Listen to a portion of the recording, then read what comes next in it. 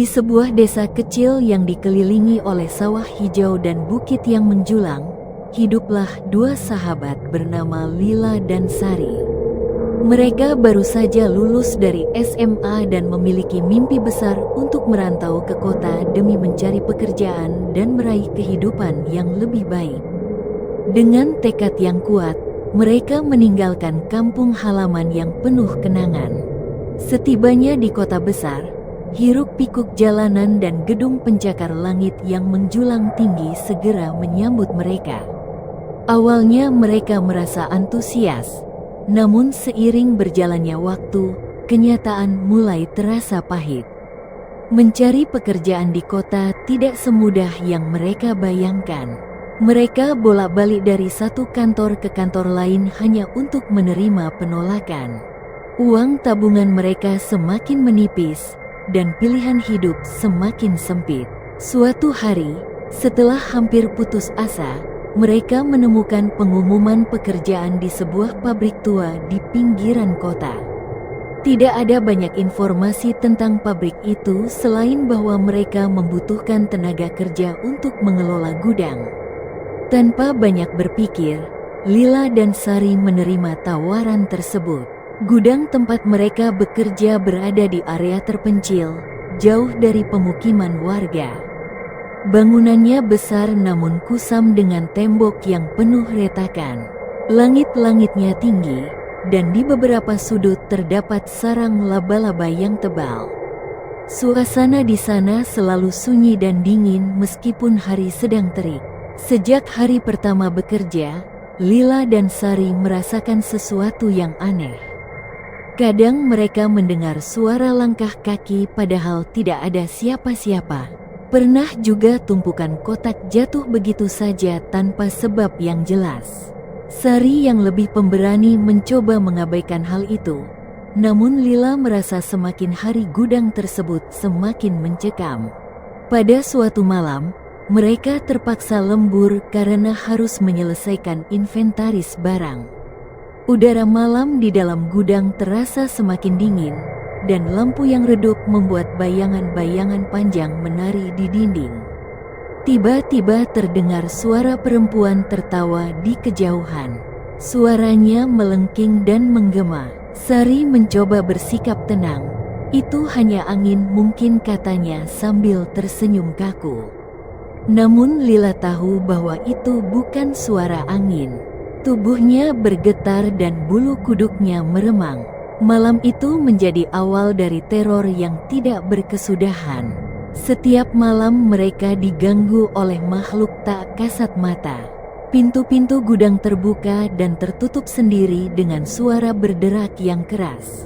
Kadang mereka melihat bayangan hitam melintas cepat di antara lorong-lorong gelap. Bau anyir sering tiba-tiba memenuhi udara tanpa alasan. Suatu malam, Lila melihat sosok perempuan berambut panjang dengan wajah pucat berdiri di sudut gudang. Matanya yang hitam legam menatap tajam ke arah mereka. Lila berteriak sejadi-jadinya hingga Sari berlari menghampirinya. Namun saat Sari tiba, sosok itu sudah menghilang. "Kita tidak bisa terus begini," Li, ujar Sari dengan suara gemetar setelah kejadian itu. "Kita harus mencari tahu apa yang sebenarnya terjadi di gudang ini." Mereka kemudian berbicara dengan Pak Harun, seorang karyawan lama yang sudah bekerja di pabrik tersebut selama puluhan tahun. Dengan wajah serius, Pak Harun bercerita bahwa gudang itu dulunya adalah tempat penyimpanan barang-barang berharga milik seorang pengusaha kaya yang tewas terbunuh bersama keluarganya di sana. Konon, arwah mereka tidak pernah pergi dan terus menghantui tempat itu. Setelah mendengar cerita itu, Lila dan Sari memutuskan bahwa mereka tidak bisa lagi bekerja di sana.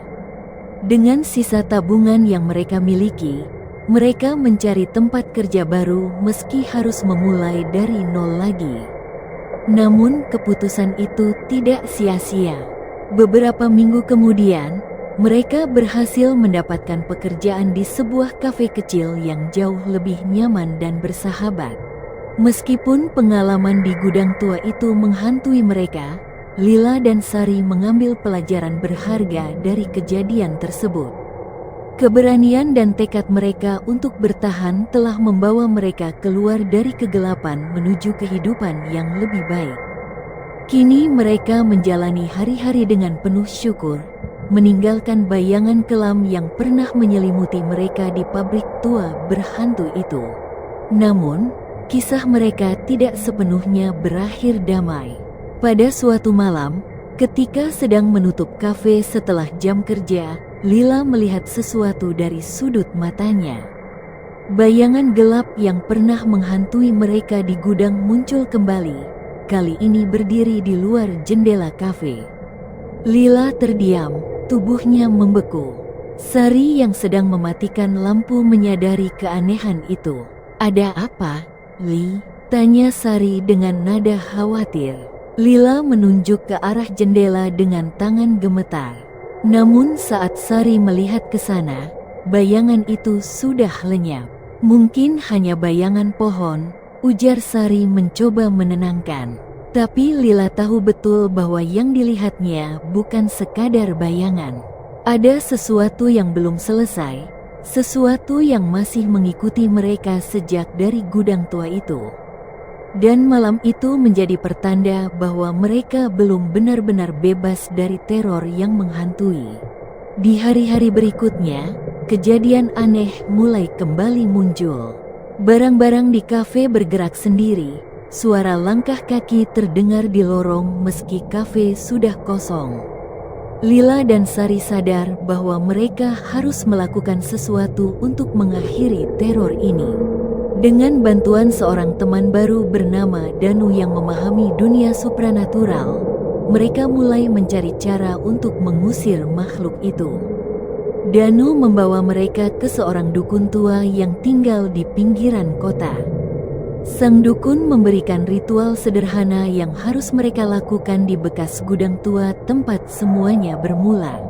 Malam itu, dengan keberanian yang tersisa, Lila, Sari, dan Danu kembali ke gudang tua. Mereka menyalakan dupa dan membaca mantra yang diberikan oleh dukun. Suasana di dalam gudang menjadi semakin mencekam. Angin berhembus kencang meski semua pintu tertutup rapat. Sosok perempuan berambut panjang muncul lagi, kali ini dengan wajah penuh amarah. "Pergi dari sini," suara Danu menggema di dalam gudang, memerintah makhluk itu untuk meninggalkan dunia manusia. Dengan teriakan yang memekakkan telinga, sosok itu perlahan memudar hingga akhirnya lenyap sepenuhnya. Suasana menjadi hening, rasa lega memenuhi dada Lila dan Sari. Mereka tahu bahwa perjuangan mereka telah usai. Teror yang selama ini menghantui akhirnya berakhir. Kini mereka bisa menjalani hidup dengan tenang tanpa bayang-bayang gelap yang mengikuti. Pengalaman itu menjadi bagian dari kenangan yang tak terlupakan, namun juga pelajaran tentang keberanian, persahabatan, dan tekad untuk terus maju meski dunia seakan melawan. Dengan semangat baru, Lila dan Sari terus bekerja di kafe. Kepribadian mereka yang ramah membuat banyak pelanggan menyukai mereka. Bahkan pemilik kafe menawarkan mereka posisi sebagai supervisor setelah melihat dedikasi mereka. Tidak hanya itu, Danu yang memiliki koneksi luas memperkenalkan mereka kepada pemilik sebuah perusahaan catering besar. Setelah melalui beberapa wawancara, Lila dan Sari diterima bekerja sebagai koordinator acara di perusahaan tersebut. Gaji yang mereka terima jauh lebih baik dibandingkan pekerjaan sebelumnya, dan lingkungan kerja yang positif membuat mereka semakin berkembang. Meski pengalaman buruk di gudang tua itu masih membekas, mereka kini menjalani kehidupan yang lebih cerah dan penuh harapan. Setiap langkah yang mereka ambil adalah bukti bahwa tekad dan persahabatan bisa membawa mereka keluar dari kegelapan menuju masa depan yang lebih baik.